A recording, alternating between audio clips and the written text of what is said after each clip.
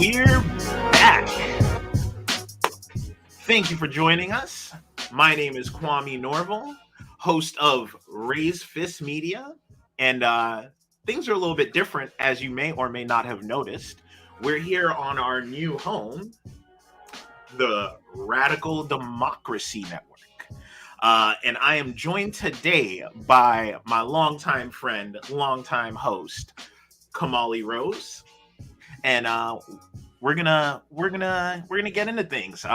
If you haven't tuned in or seen me before, you're coming over from the Radical Democracy Network. I'm a longtime collaborator of Kamali's, and this is gonna be the new home for my little show, the Raise Fist Media Show. And if you're joining us from Raise Fist Media, thank you for coming on over. Welcome to the new home, and yeah, we're gonna get into it. Yeah. And what do you plan to cover on your show here for folks that are new to Raise Fist Media? What direction do you plan on taking the show? What kind of topics, Yeah, stories do you plan to cover? absolutely. So if you haven't tuned into a Raised Fist Media show before, basically we like to cover pop culture, video games, movies, TV, all of that, but from a leftist perspective. So we like to apply our little leftist analysis to different entertainment and whatever is going on in the world. And speaking of which, today we're actually going to be talking about something that's been shaking things up in the gaming industry. We'll be going in and talking about some of the more recent unionization efforts that have been happening in the video game industry. Um, Tied to, for those of you who don't know, there's been a lot going on over at Activision Blizzard, and that there's been we'll do a longer video that discusses the allegations and the incidents that happened over there, but basically a lot of allegations had came out. There was a lot of ranging from sexual harassment to just poor treatment of the workers, and there were also a fair amount of layoffs, which led us to back in early December, on December 4th, the Raven Software went on strike. That is the QA testers. They QA test the game Call of Duty Warzone. And they were back in December 4th. They were all, a fair amount of them were fired after being promised pay raise that they had been waiting on for a while. Instead, a fair amount of them had got let go, unfortunately, as tends to go. And just to keep in perspective, if you haven't tuned in before, definitely go back and check out some of our coverage on Activision Blizzard before. I believe we covered one of their round of layoffs, and that was paired with, what was it, like one of their record-breaking $200 years. million bonus to their CEO, Bobby Kotick. Yep, they gave $200 million. They announced that while simultaneously announcing a pretty sizable layoff. That's what we covered before. And this was another round of layoffs over at Raven Software. This was their QA testers that got laid off.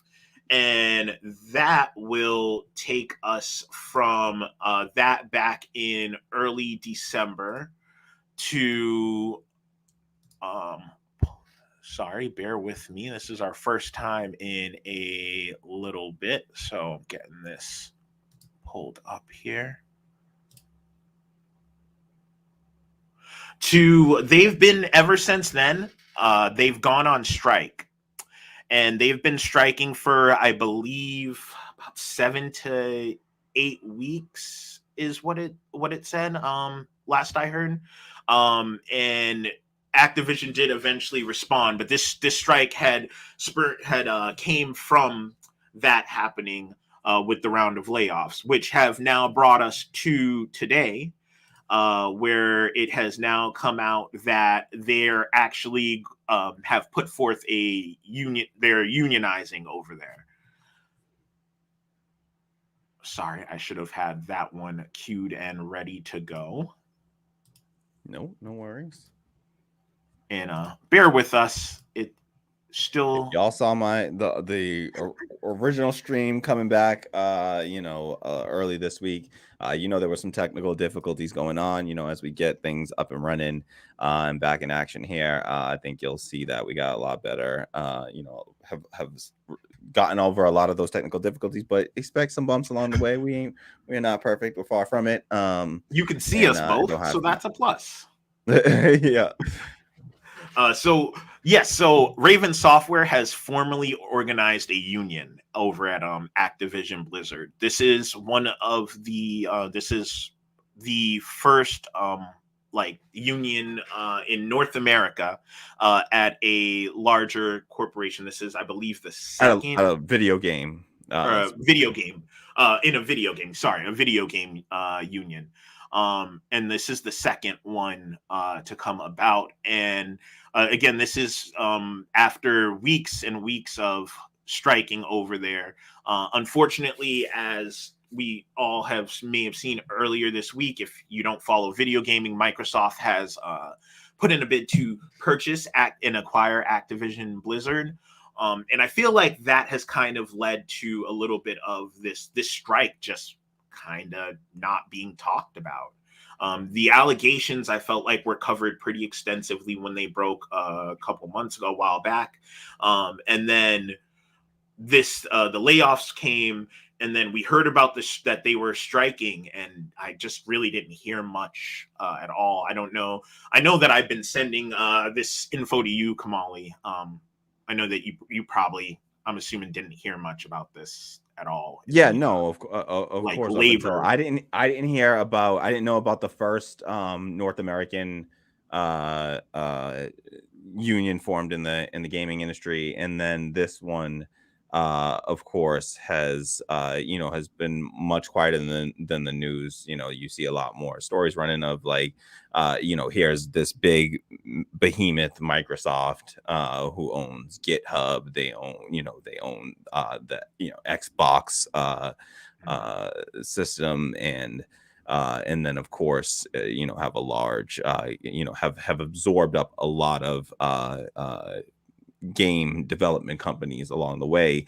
And so when they make, I think you may have mentioned that, the largest, or at least for Microsoft, their largest merge or acquisition. I think it was the largest. It was 68.7 billion. And I believe it was the largest in the entertainment industry, because I think it dwarfed Disney acquiring Marvel, Disney acquiring Fox. The largest one in the video game industry prior to this was, again, Microsoft back last year when they acquired Bethesda. That was, I believe, around 9 or 10 billion. And then that was only topped recently when EA acquired King, their mobile developer. I believe it was EA, and that one was 12 billion. So that was the biggest acquisition until Microsoft decided we weren't going to stand for that. Let's up the ante, I guess. Disney bought Marvel for comparison for 4 billion. Versus over 15 Microsoft times that amount bought at Minecraft for Microsoft bought Minecraft, I believe, back in the day for around that, 4 billion as well. Wow. It was either 2 billion or 4 billion, somewhere around there. Yeah. But so, which is wild. I can't, I'm surprised that, Marvel and Minecraft are considered of the same, value, but this value isn't, none of this shit is real. So it's just all based on people's feelings. And I don't know. I wonder, Disney may only own the movie rights to Marvel or Marvel Studios. I don't know if they own the actual comic book company. I guess I would have to look into that to verify. But yes, so that absolutely massive acquisition has kind of overtaken, I feel like, the conversation about this strike, which I'm seeing actually after about 5 weeks of striking, they finally announced that they have formed the Game Workers Alliance Union. And by the way, shout out to Raven Software, their striking efforts in this, announcing this. Like, great on you guys. Obviously, as leftists and people who cover labor issues, you have our support. I feel like it goes without saying. But yeah, it's wild how little this has been talked about. Given that it's been going on for over 5 weeks, this was right around the time of the last big Call of Duty Warzone map pack was supposed to release. I think it was right around there that they had first started striking, and I don't believe they had even Activision had even acknowledged or commented on it till the second week of January, like the first or second week of January. Wow. Yeah. But it's terrible that it came out of such awful conditions. But I'm glad to see that it's happening. There's been a major push for a while, it feels like, and rumblings in the video game industry for unionization, due to just the absolutely I mean, Kahmali comes from a software background, and I'm sure if you've been watching the show for a while and have heard him talk about some of his experiences, I mean, I'm not going to talk for you. You can confirm just how grueling and demanding of a job programming can be.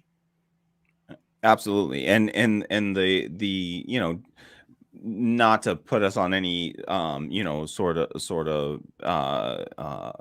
pedestal, I would say, in any way of saying, like, but what they do is they prey on, and under capitalism, it's a tactic that they use it against folks that work much more difficult, mentally exhausting, as well as just generally exhausting jobs, like teachers, people in the medical field, that Nurses, they yeah. prey on the idea that, like, you're doing something that you care about, and a lot of people get into these fields because they care about the people that they're serving, but they really, they either care about the people that they're serving, or they genuinely enjoy, truly enjoy what they're doing, and they will prey on that and say, well, for one, you benefits, go out the window, things like pensions and things of that nature. But the reality is that as rough as the engineering work may be because of the demanding nature of it, there's a lot of other folks in the that are in there that are doing really critical work, that aren't being compensated properly. There are folks up and down, it's engineers are often some of the most highest paid folks in an organization, and what they do is they end up, and we all know that the gaming industry can be far more intense, because they then prey on the fact that these people are, they're making games. Oh, you're just making a game. It's just a game, right? No, the work is very, it's very mentally taxing labor. And just to piggyback to that Blizzard video that we did before, like, you remember they were paying short-changing their pay to people and saying, like, well, some of your compensation is you get the prestige to put on your resume that you worked on a Blizzard game. Yeah. Which is ridiculous, because it's burnout work at the end of the day. And so it's like, just like we do with, like you do with, sports players, you know that they're going to have shorter careers. We don't, there's a lot of ageism in the industry as well. But beyond that, it's really that the engineers, they're sort of one focus in what people often do, and what they do to divide up the workers in these software industries. Say, well, you're the your engineers over here, you get paid a lot of money, your benefits may suck, but everybody else's benefits suck, but at least you get a lot of money, right? And then you have all these other people that are contributing massive things to this platform. And it's very hard to say what, there were people that, and I've been in spaces and places and at companies where there were folks that would rave about how our customer success team is the ones that really were the reason that they ones chose to become customers, and then two really stuck around. But those folks, folks at that level, customer success, quality assurance, things like Mhm. those, don't they are often uh just as hardworking folks, Yeah.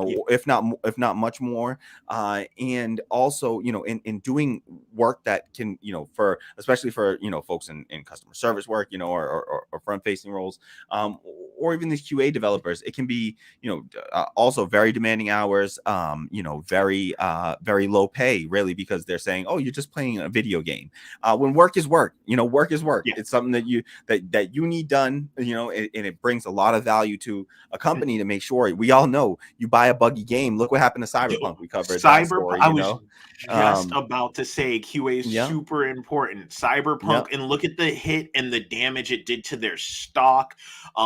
Their investors were pissed. They had the debacle where they had to pull it, where they pulled it from PlayStation, and they lost months and months of money because they had a buggy game, and that had a lot of other issues. But that's just really to speak to and show like how important QA testing is. Like no one yeah. wants to play a game where you play for 5 hours and oops, I hit this bug where I open the door and my save wipes. Like, Yeah, exactly, no. exactly. So that that requires there's a whole set of people. It's an orchestra of people that really put together this final piece of art, really. And those people are just not fairly compensated up and down the stack. And so it's, for me, it's good to see any kind of labor power being exercised in these situations. These folks are, by and large, again, oftentimes overworked, underpaid, all across the it's particularly gaming industry, but that culture I've seen exist in many places that I've worked. And so yes, this is good to see, to see folks realizing, hey, there's another way. Of course, you know me, when it's always this. And here's this was done, and I'll just read a little bit from this article really quickly. One, there was union busting. Executives at Blizzard were imploring workers to consider the consequences of signing union authorization cards. Elsewhere, Call of Duty developer Treyarch, they recently converted all contract employees to full-time positions. But what that is again, that's them trying to give you a little bit to say, okay, here's, and look at that. This is the best that people can ask for. Okay, you're just gonna not consider us contractors, which contractors get there another layer deeper that you can Yeah. exploit these people, right? So it's just one more layer deeper that you can. But going from contractor to employee, that's not the full solution. I mean, employees are still getting exploited, Yeah. and we know exploitation happens. You are creating value for this company. Capitalism doesn't work if you don't create more value than what you cost the company. And so they will not, they have no reason to hire you. So they're always taking something from you. And so the only way you're going to be able to get that and be able to control, just to fully control the means of production for all the workers, and to not have these people that can exploit that in that way.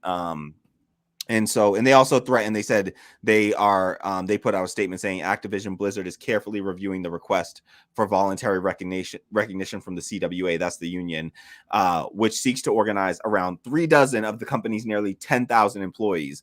While we believe that a direct relationship between the company and its team members delivers the strongest workforce opportunities, we deeply respect the rights of all employees under the law to make their own decisions about whether or not to join a union.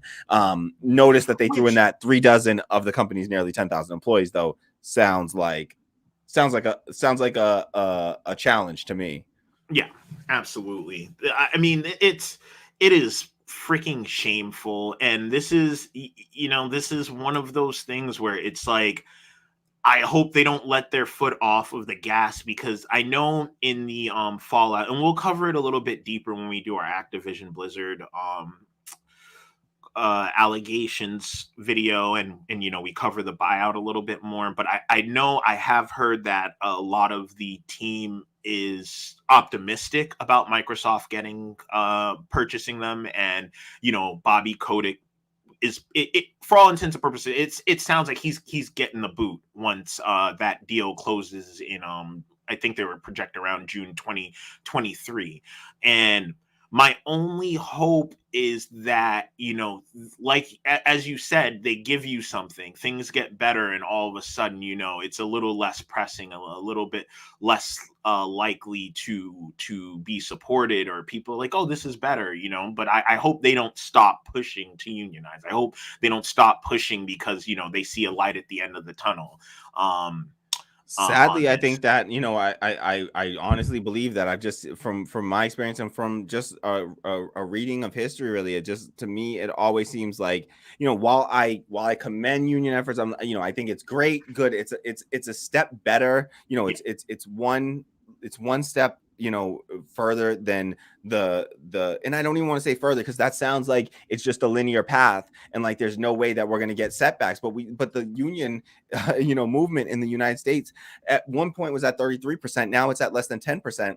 It's just it's for every one step forward they get pushed 2 steps back by these capitalists who come in and they buy up the political system. And so, as much as I say, great, you have a union, that's better than not, I also think that it's not enough, and it will never be enough, to just take a little bit from cap. Look at all the places. If you think that it just keeps on naturally progressing, look at all the places that do have stronger unions, and what direction they're ultimately headed in. The unions don't seem to be able to get the job done of going all the way. And why is that? Because unions, one, are hierarchical structures themselves, right? You have your union leaders, your union bosses, and they, while better than the capitalists because they have some interest align with yours, their interests don't align 100%. And so having a model of what that model becomes is, it's something closer to a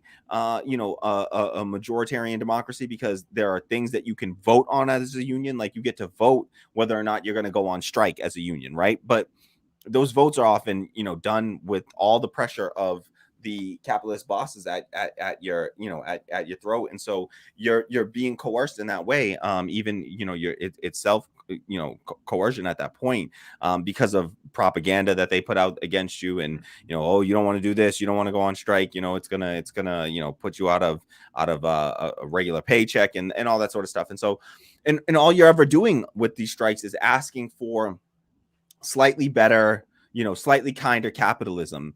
And at the end of the day, you're still getting screwed out of a democratic say in what goes on in your company, so that you don't have incidents like Cyberpunk 2077 happening, where folks are saying, all the workers are saying, hey, this thing isn't ready, and the shareholders and the executives are saying, well, it's going out because it has to be out at this timeline, because and you're doing things under these market forces still, where it's like, because even under even in a system where we get democratic worker cooperatives, we're still going to be beholden to market forces, and we still have to look at what these market forces are, and do we really want to base our lives around market forces? People are like, oh, well, I don't want, I want markets for, for things like my sneakers and my video games, but I don't want markets for my healthcare. I hear that a lot in some like liberal, so-called progressive liberal circles. And in the problem with that, I mean, I'll give you, Anna Kasparian on TYT used to say all the time, I don't want my shoes made by the government. I don't want my shoes made by but I don't want the government making my shoes, but I want the government controlling my healthcare. The reality is, I don't care whether you call it the government or a private enterprise. If at the end of the day, you have those same structures in place of employer, employee, time and time again, you see whether it's Nike, exploiting people, or the lack of healthcare that we have, because a political system through a minoritarian system or majoritarian system can become completely corrupted, just like a union can become corrupted. We've heard and seen the stories of corrupt union bosses. The teacher strikes that happened a few years ago, they were unionized. They did not get the support of their union leadership, and they had to still go on strike. Wildcat strikes are what started that up. This is a wildcat strike here. Outside, initially they were wildcat strikes outside of the guise of a union, but they did choose to unionize. I think sadly what they'll find is that unions themselves, unless very, very democratic, which they oftentimes are not structured that way ultimately, because they say, oh, well, it's more efficient this way. Here, we'll send a delegate, but what's the system of accountability for those delegates? Can you easily recall those delegates? That's not how union leadership typically works. It can be difficult to remove a union leader. It's not it's not an easy process because of those structures that are in place. So all this is to say that I think that good job to these folks, and I support it because it's a step better than what they had. But it's not necessarily a step in any direction, because what we know. Yes, it's better than what was there before, but it's not enough, and it's never going to be enough until workers start realizing that they're the ones that contribute all the value to an organization, and no one contributes. There's no way to decide and figure out and quantify how much each person is contributing in most most of these huge, massive operations. The people that are just there, like doing the basic food services at some of these larger things, like they're feeding your ass. Like, you need that food to keep going. How do you undervalue them? So I just think that we got to apply this idea of value and labor value is very we've conflated it and just turned it into this thing that it doesn't need to be. And what we really need to be doing is moving towards democratic worker cooperatives, workers owning and controlling the means of production, and from there, and then use processes like democratic consensus, so that we're not using majoritarian democracy, so that even the smallest voice has the ability, the power to speak up and shut shit down when there's sexual harassment or anything worse than that going on, which we know is rampant through the gaming industry. We've covered Rocksteady's sexual harassment, the allegations, and it sucks that you even got to call these things allegations. We all know that they're more than that. These stories are clear as fucking day. There's no reason not to believe these people. They keep happening over and over. And even Bobby Kotick has allegations against him as well, so it's not surprising at all that it would pan out that way, and that he would allow this kind of stuff to happen, to the point where I believe someone died, unfortunately. Committed suicide, right? Yeah, because of everything they were experiencing while working there. And wasn't it Blizzard or Activision, one of them, where they did the crawl? What was the crawl? But where they would crawl through the desks and oh god what the fuck? I didn't know about the crawl. I was gonna say they had these annual events, and there was a room that they would get, and they would the Cosby room. The Cosby room. Holy shit! Yes, they called it was called Cosby room based on Bill fucking Cosby. It's so Dude, that's bad. Sick. That's sick. It's so bad. They were literally I said, we're gonna have to we'll have to do another video on that, because to parse through all of those allegations and all of the wildness that had come out through that. That is its own shebang, and maybe we could do that and the acquisition together. So we're approaching the 30-minute mark here. I think we want to cut it around 30. What are your closing thoughts here? I'm happy for them. I hope that it like I said, I hope they don't let up off the gas on this one. I hope that they are able to, and that I don't know how hopeful I am, but I hope that they recognize this and acknowledge and recognize this union that they're putting out there. Because and especially at a company like that would be a really big win and a really big first step that other like that has to be empowering, because if they can do it under devil-eyed harasser, abuse encourager, low life scumbag Bobby Kotick, and they can unionize under him, you could probably unionize under damn near anybody at that point. Or at least that's the inspiration I would hope people take from it. Yeah, and I will say a very quick bit, just even if you're not a fucking QA developer, even if you're a high paid software engineer, you need to start to show some damn solidarity with these people. You know, first they come for the QA developers, but I wasn't a QA developer, so I said nothing. You know, so I didn't. You know, and so we can't sit quietly by because we might be paid higher.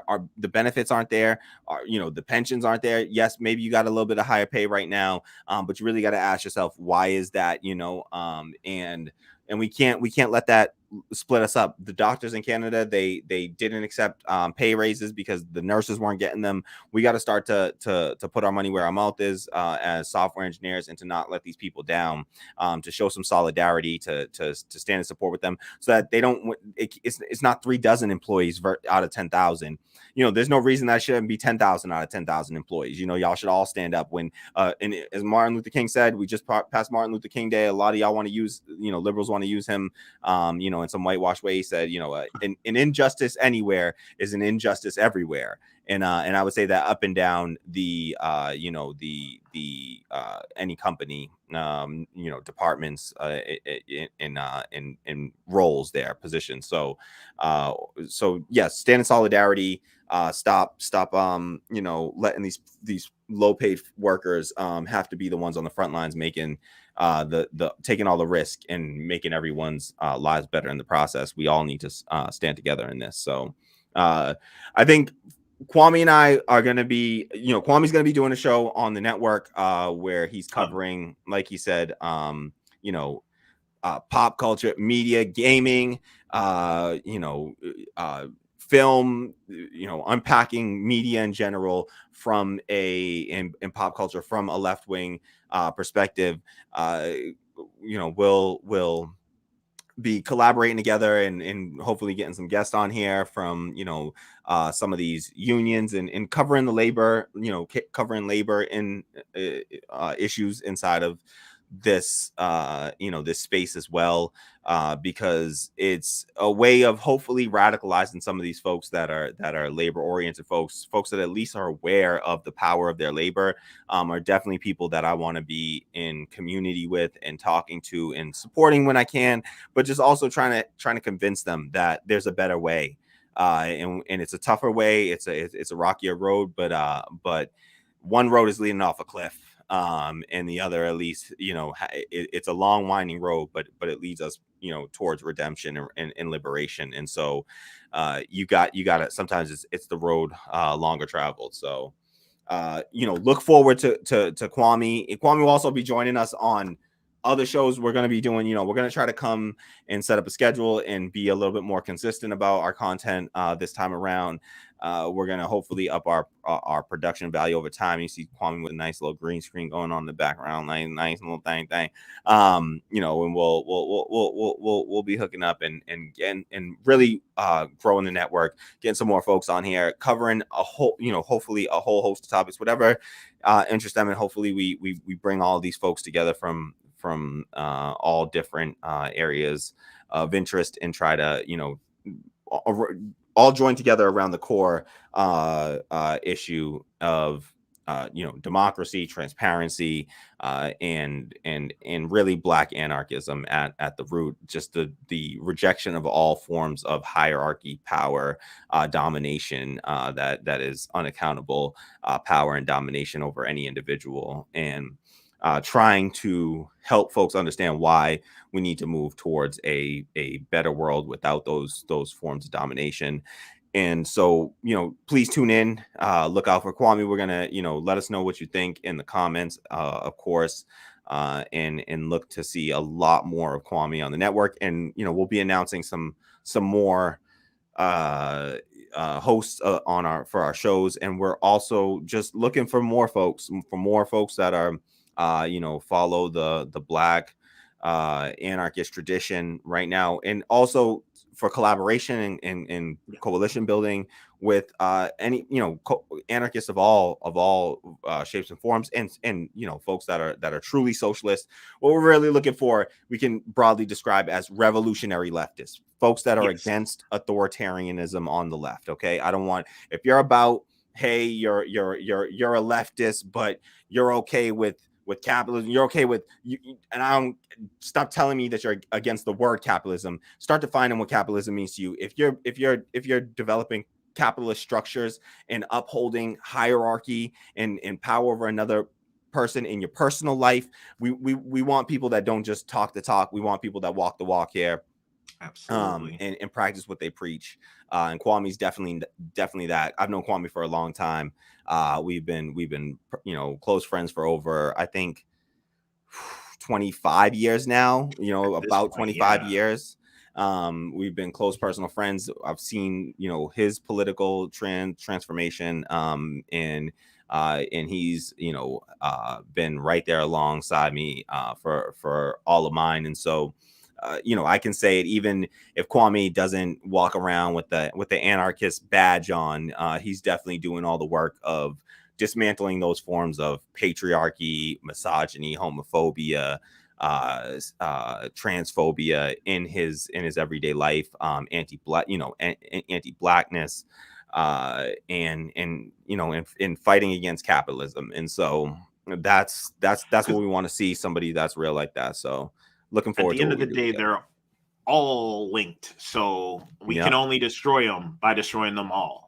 Yeah, If another not, quote that Martin Luther King said, one will start to prop up the other if we don't, and that's what happens every time. And I'm really happy to be here. I'm happy to be joining the channel, the network, and seeing where it goes from there. I love doing this kind of stuff. We have a lot of I think at this point we're probably gonna edit a lot of this part. We're in VIP section right now, so if you still around right now, you're in the members section of the conversation, I guess.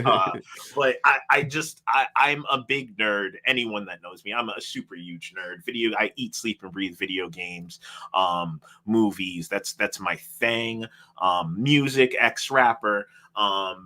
Still spit a bar here or there every now and again, but one thing that I've always thought and noticed is just like how powerful of a tool it can be, entertainment, and how it can change minds, and how it can lead to radicalizing people. It's just whether or not people see what's there, whether that be for the good or the bad.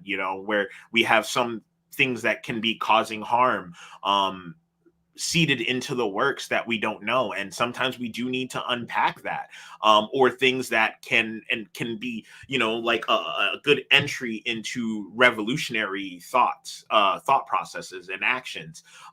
When you look at the biggest irony is J.K. Rowling's transphobic turfy ass, and you look at what she did with Harry Potter, and she basically gave a blueprint for a whole generation of people to stand against people like her. Like it is such a beautiful and ironic thing when you look at the core members, a group of plucky kids fighting an oppressive force, is really what's at the heart of Harry Potter, and what that tale is trying to tell. And it's like, but in this case, JK, you're the oppressive force. These people are not doing anything to you. You're the oppressive force. And it's funny when you look at things like that. Like we grew up on it, that the Hunger Games, like all of these forms of things that back then we just thought were fun and entertaining had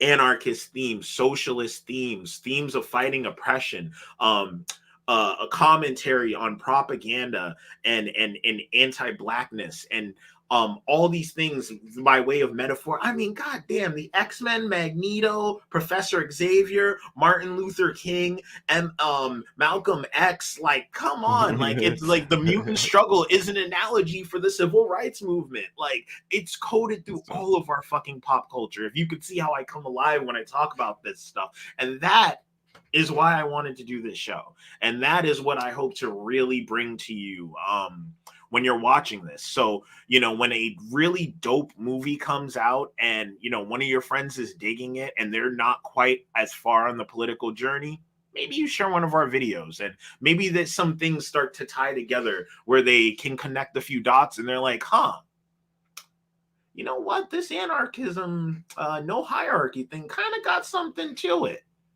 Yep, And yep, that's, you know, for that's why sure. we do what we do, you know. Yep. For sure, for sure. So, yeah, keep an eye out for, you know, Yeah, I'm excited to see, you know, where it goes, what kind of guests, you know, you get on there, get on here, and who we can talk to, maybe reach out to some folks that also cover labor, you know, news in the gaming and meet other media forms of the media industry and entertainment industries, and start to talk to some of the more radical folks out there. Would love to have a conversation with Boots Riley someday, and yes. see what that's about. 'Cause I think we have some interesting discussions there, so we can definitely look into making all that happen, and start to collaborate with some folks across the left, revolutionary left spectrum. And so, yes, I think we should wrap things up here. I know it's late; it's 1 a.m. where we are, and we just wanted to get this video out and start to get content going again on the channel, but really to just as a way to set up and introduce this what we're going to be doing here. So thank you, Kwame, for joining us on here on the network, and I am just looking forward to what this can grow into. We're going to be doing a lot of, this is a democratic workplace. We are Yes. unapologetically Black here. This is going to be Yes. this is going to be a democratic workplace. We will be transparent. We have a lot that we want to do in that realm of making our processes here more transparent. We are going to be developing our essentially our constitution, our set of bylaws, our constitution here, and also again, forming this as a democratic worker cooperative, and then try to build collective, try to incorporate our let me not use that word, incorporate, become join into a collective of again of indigenous anarchists, Latinx anarchists, and anarchists of all ethnicities, nationalities. We want to be more internationalist, have more international Yes. perspective. One thing that we wanted to talk about in the story today, but just didn't have enough time, was about some of the unions outside of, because this Yeah. is the first union that we were talking about in North America. North It's really important to America. know it's just in North America. There are many outside of North Yeah. America. South Korea Nexon has in a Nexon in South Korea, Yep. popular maker of a ton of great strategy games. Paradox has one in Sweden. Oddly, only their offices in Sweden, and devs in Sweden are unionized. Yep. So Yep. it is out there. We're just starting to dip our toes in as our comrades in other countries are sitting there cheering us on from the sideline. Yep, yep, So, for sure. well, So, all right. So, I think that's it for today. I think we should wrap it there. And we'll be back again soon. We're just going to be, for now, initially, what we're going to do is we're just going to cover the stories as we have time, as we see a story that we want to, that Kwame wants to cover. He'll be jumping on. He has, full access and full capability to just jump in here. If I'm around, hopefully I'll be joining him. And then again, some other guests. He's done some collaborations with other folks in the past. They're all welcome to join him on here in collaboration. We just want to be in community and building coalition with as many folks in the revolutionary left space as we can, while we bring you this content. So thank you to everyone. Thank you for joining us. Please support us on Coffee, Patreon. We need money to fund this damn thing so that people can get paid for their labor. So yes. that's the only reason that we ask for money, is to support the labor. So what were you going to say, Kwame, before we sign off here? I was just gonna say really quick, if you are interested, coming up soon, we're gonna do a review and discussion on a little mini review discussion on the Marvel's new movie, The Eternals. Not their newest movie, but if you're interested at all and you haven't seen it yet, make sure you check it out, and jump in and come chat with us and share your thoughts and get ready for a fun and interesting discussion that we'll have on. Yeah, it's free on Disney Plus. You just need, if you don't have Disney Plus already, find somebody's login credentials that you can share, and share that shit. I know I damn sure don't pay for that motherfucking thing. So so please just comrades. Exactly, comrades, so definitely get you some access and check it out, and we'll hopefully be back to discuss that from our black anarchist perspective sometime in the next week or so here. So keep an eye out, and we'll try to again bring you some more